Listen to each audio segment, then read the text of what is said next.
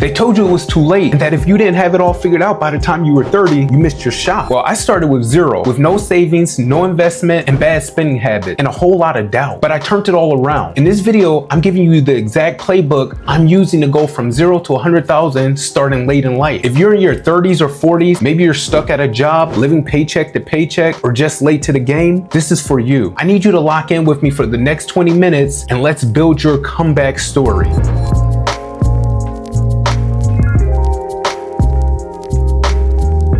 Before you even touch a dollar, you have to change your thinking about money. I know you've probably heard this, but it truly starts with mindset. I can honestly say that I grew up thinking wealth was for them, not me. And when I say them, I'm not saying a specific race. I'm actually saying anyone that seemed wealthy, but just not me and the people I was around, which was basically my family. You have to also unlearn poverty thinking. If you're someone who is always saying or thinking, I'm always gonna be broke, I can't save, debt is just normal, then that's a problem in your mind. That's literally a poverty mindset. What you need to do is replace that with thoughts and self-conversations like, I am the CEO of my finance. My money works for me. I deserve options. And then believe it. Finally, start journaling your money beliefs and challenge those beliefs. I want you to put your money where your mouth is. I want you to write down 3 limiting beliefs about money that you've held and then flip the script on each of them. For example, for me, a limiting belief was that I thought money is for bad people. I changed it up. Money is for me also. And I know this because guess what? I'm not a bad person. If you're new to this channel, I want you to do me a favor. I want you to subscribe to the channel.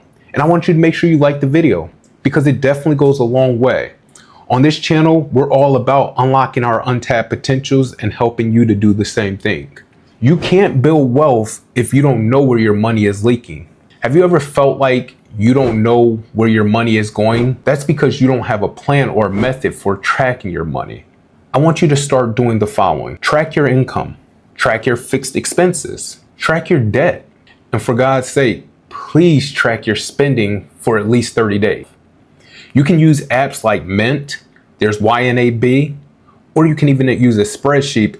And for me, I basically use my budget tracker, which is basically a spreadsheet. You have to understand and know where your money's going. Most people tend to find out once they start tracking that they have $300 to $500 a month just disappearing because they aren't mindful of their habits and their behaviors when it comes to their money. I want you to try auditing 3 months bank statements and highlight wasteful spending. I guarantee it's something that you're gonna do is you're gonna be shocked because you're truly gonna see that you haven't really been mindful when it comes to your money and when you spend it.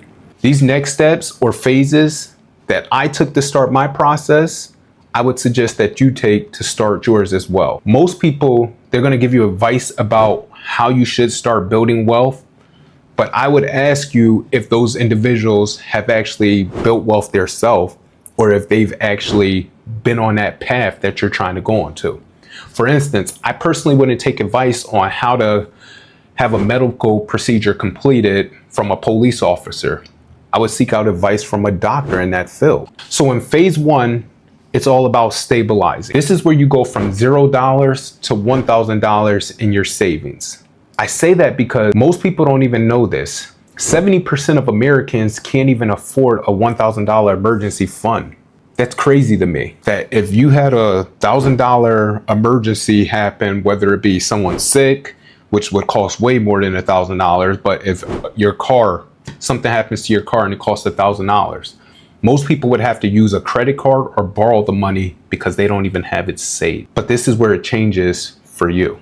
So I want you to build yourself a mini emergency fund first. So start off with saving $200 and then place it into a high yield savings account such as SoFi or Marcus. There's even Capital One or American Express. I personally like SoFi and that's who I use and it's been really good for me. So that's who I would suggest first. Next, you want to try selling items around your house that you may not use anymore that you don't need. For all my guys out there, I know most of you have clothes, shoes, or tools that you don't use or think about. So think about things like that. For the ladies, if you've got purses or bags, which I know most of you do, and you're not using them anymore, and maybe you have that dress that's in the back of the closet that you haven't worn in a long time. Maybe you've worn it once or twice and you don't plan on wearing it again. You can sell items like those that can help you get to your first $1,000 quickly.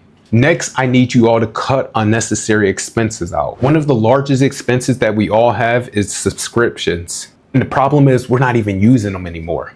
I had this one subscription that I wasn't using that I was paying $29 a month for, and I hadn't used it in forever. And I had multiple subscriptions like that I hadn't used, but I was being charged monthly on them. There are tools like Monarch Money or Rocket Money that can help you with managing these subscriptions so that you're not paying those monthly fees. Finally, in phase one, I would say get a temporary side hustle, something like DoorDash or Amazon Flex, and you're only gonna do it for a short period. This can help you out in a major way. I actually got a homeboy that works with me who did Ubering for 1 year part-time because he works with me full-time. He literally did Uber part-time for a year and saved $40,000 to pay off debt. Phase two, it's about eliminating high interest debt.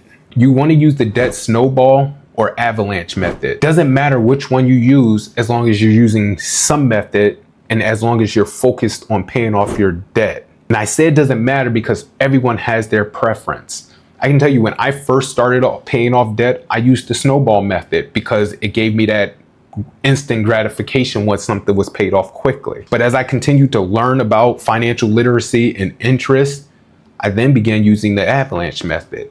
In this phase, you want to call lenders to negotiate interest on the loans that you have. And most people assume that lenders don't do stuff like this, but they actually will.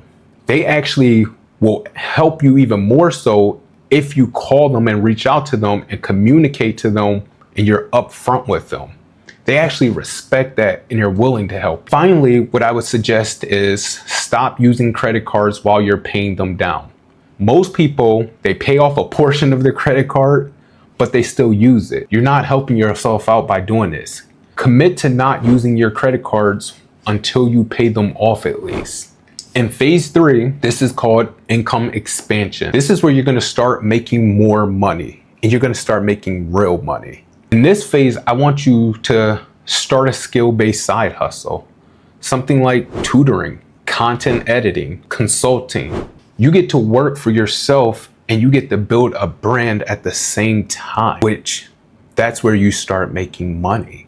Next, you could also try upskilling at work. Ask for a raise. Look for higher paying jobs at your current company. In order to do this though, your boss or your company needs to see you as an asset. So hopefully you're doing a good job. I always tell people that you're basically a walking brand on your job.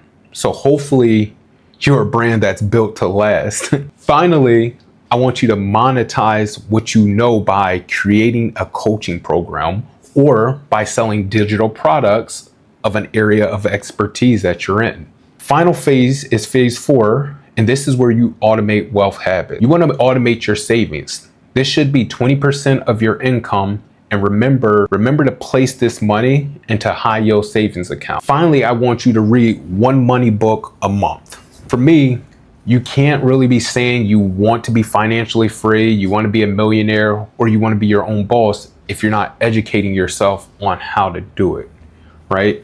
You're not going to be able to be a doctor unless you go to med school. You can't be a lawyer unless you go to law school.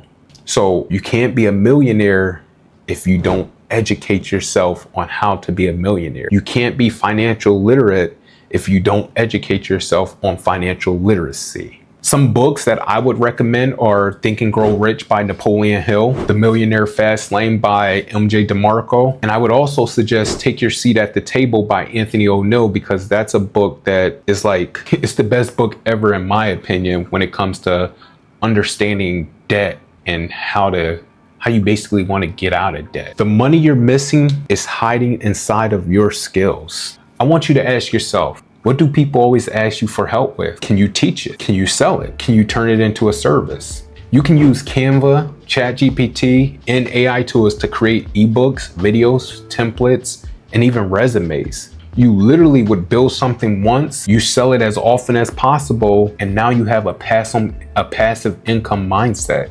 Examples of this would be you create a resume writing service using Canva. Maybe you're pretty handy and you begin flipping furniture on Facebook Marketplace. What if you made a $27 budgeting course and sold 300 copies of it? I literally built a budgeting tracker, and that's what I did. I also built an ebook. I wrote an ebook, and that's what I did. What I need you to do is I need you to stop sleeping on yourself. You're literally a treasure box of skills. So use and teach what you already know. Consistency beats intensity, especially in your 30s, 40s, and your 50s. I need you to do the following things. First, set up a weekly finance check-in.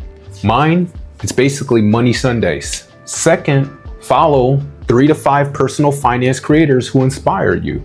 Third, journal your wins. Maybe it's gonna be, I paid off $100 this week. That's simple. Me personally, my biggest journal win, and I'm not bragging about this, but it's my biggest one this year so far, and I'm only sharing it because it's actually kept me motivated. And you know, sometimes we start getting these thoughts in our heads that we gotta move faster. But when I see this one entry in my journal, it's what motivates me and encourages me to keep going. And it's that I paid off $70,000 so far this year. That's literally my journal entry for the beginning of the month, August. That by August, I had paid off 70K. So to me, that's an important step that's gonna keep you motivated. Fourth, I would use virtual trackers for savings or debt paying off. And fifth, stay around growth-minded people. This is so important, and I promise you, it's important because you got to get around the right circle. And if you're not around the right circle, they're going to impact you, and it's not going to be good. So my advice, get around the right people. I want you to do something. I want you to text a friend, somebody that can be an accountability partner, and I want you to text them, I'm serious about getting to 100K. And then text them, let's keep each other accountable. And if you don't have someone that has that type of mindset, then comment the statement below that you want an accountability partner and that you're serious about getting to 100K. And you and I, we're gonna hold each other accountable. If you're in your 30s, your 40s, even your 50s, and you're starting over financially, you're not too late. You're actually right on time. I say that because what matters most is not how you started. It's actually how you finish. This isn't just about money. It's actually about options. It's about peace of mind. It's about freedom, and it's about legacy. 100K is not a fantasy. It's actually a formula. You just need a playbook and a reason. If this gave you some type of value, I want you to drop a comment below for me that I'm building my playbook. And don't forget to subscribe, because this is just the beginning of unlocking your untapped potential. Later.